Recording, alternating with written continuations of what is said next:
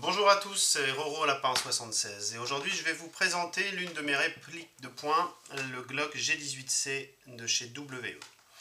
Alors, cette réplique utilise des matériaux que sont le plastique ABS donc et le métal. La partie basse de la réplique c'est du plastique, comme dans beaucoup de cas sur des répliques de poing, et la partie haute, c'est-à-dire la culasse, ainsi que le chargeur, sont en métal. Voilà.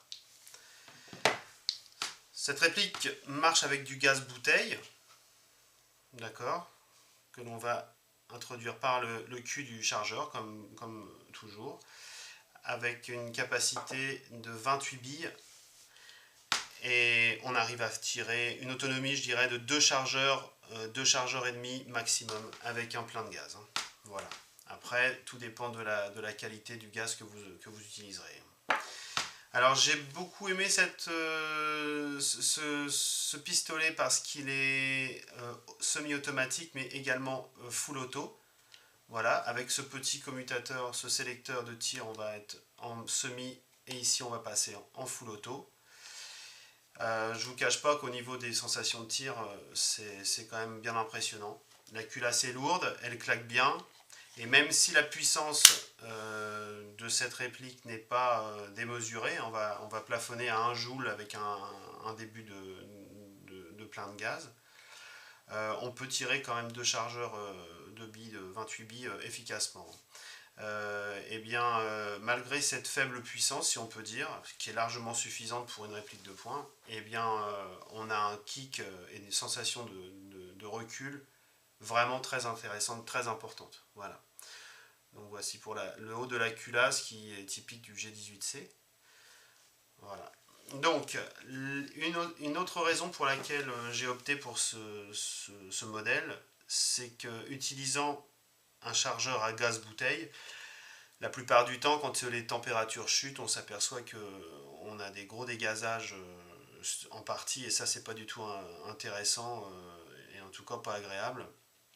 Alors que sur les Glock, moi j'ai remarqué que sur les Glock, la plupart des Glock que j'ai eu l'occasion de tester, eh bien malgré les faibles températures, on n'a pas ce problème de dégazage.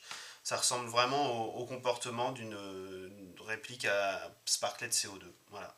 Parce qu'on sait que les sparklets CO2 ont tendance à mieux garder la pression. Voilà. On trouve ce pistolet en boutique aux alentours de 180 €. Un petit peu moins parfois, 160 €, et sur le net, je pense que vous pourrez le trouver dans les 120 € maximum. Moi, je lui ai mis une petite visée laser, bon, Swiss Arms, là, pour pas la citer, parce que je me suis dit que c'était quand même bien pratique, en partie, souvent en bâtiment, et bien d'avoir une visée qui va nous permettre de ne pas forcément tendre le bras dans l'urgence. Moi, je trouve que ça m'a pas mal servi. Voilà. Le démontage de la culasse se fait assez facilement. En fait, vous avez de chaque côté 2 petits taquets là que l'on baisse. Et alors après, en forçant un petit peu, voilà, la culasse vient relativement facilement.